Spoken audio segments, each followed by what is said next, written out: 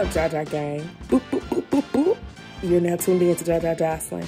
And if you're already a part of the Jaja gang, then you're already subscribed. And if you're not subscribed, go ahead on and hit that subscribe button so you can be a part of my family. So here we're talking about life insurance producer. If you want to be a life insurance producer and pass that state exam the first time, stay tuned to this video because I got some tips for you and I got some ways that you can do it. I looked into it and I got a hold to basically a checklist on what I had to do in order to secure my license as an insurance producer here in the state of Tennessee.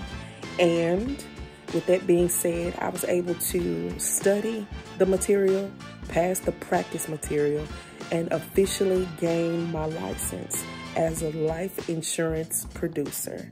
I'm gonna show you guys my journey, what it took to get me there, and then I'm gonna come back with the pointers and tips that you need to know in order to pass for the first time, okay?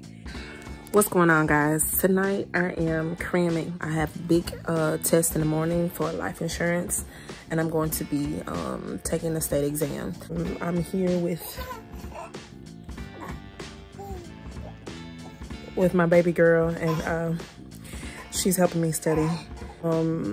It's about 5 a.m. in the morning, and my test is at 9:30. My test is at 10 a.m., but I'm gonna be there at 9:30.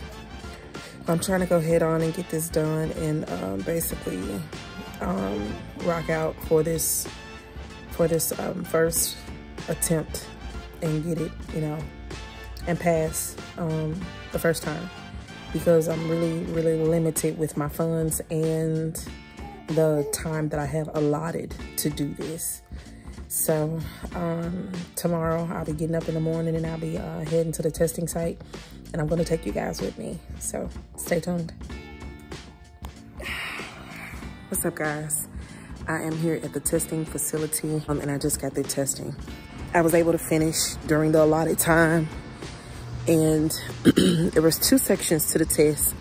The first section to the test was dealing with the actual specifics of the insurance part, and the second test was dealing with more so of the laws and regulations.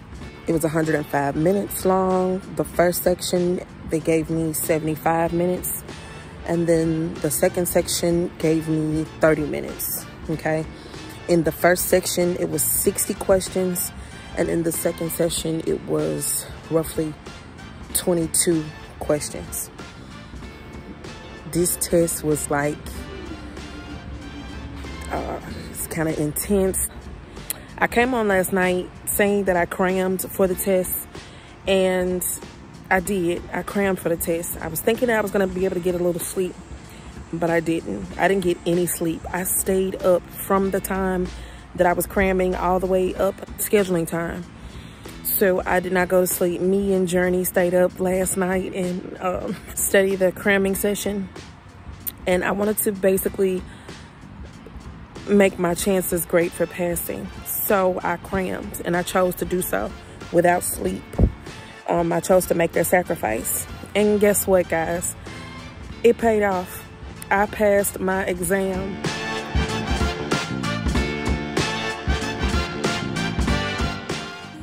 Now this is a look at the testing facility that I went to in order to do my test.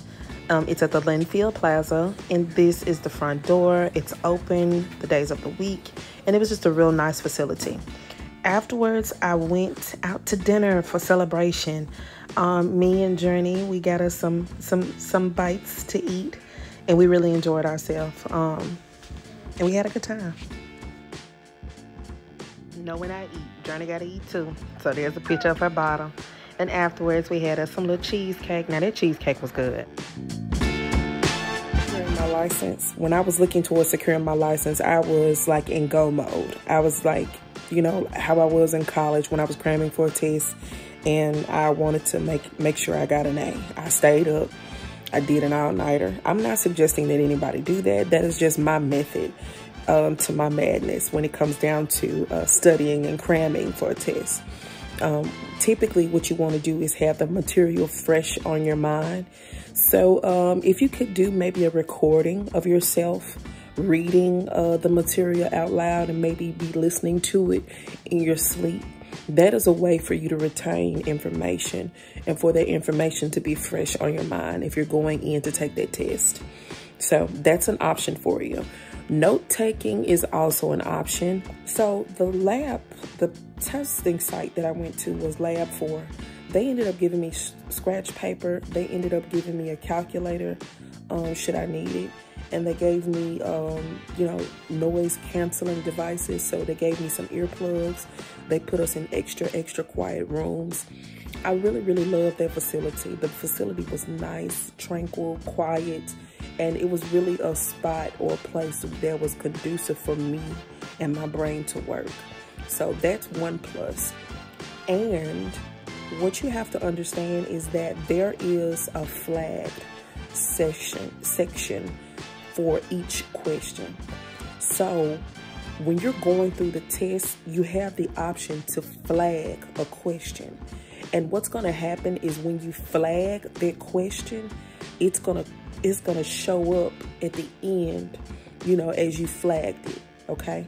Now, when you know an answer, and I mean you're absolutely confident and you know that that's the answer, sure, you can go through that question, you know, like it's nothing.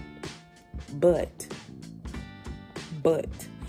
if it's a question that you're not really sure of and that you may want to designate a little bit more time to, you need to go ahead on and select an answer. Select the best answer at that moment. Flag the question for you to come back, okay? I mean, I had minutes, I had time left over when I finished the test. So when I finished, you know, when I went through my questions that first go around, what I did, I took the opportunity with the leftover time and I was able to revisit those questions that I flagged. I was able to dedicate the time that I needed in order to make and choose the best selection. So definitely use that flagged you know, section of each question. It'll be up at the top right hand corner. Now, my test, it was in Tennessee. I'm not sure if every state is structured the same. It may be different from state to state. So I don't know if you will have that flag section, but if you do, you need to definitely utilize it.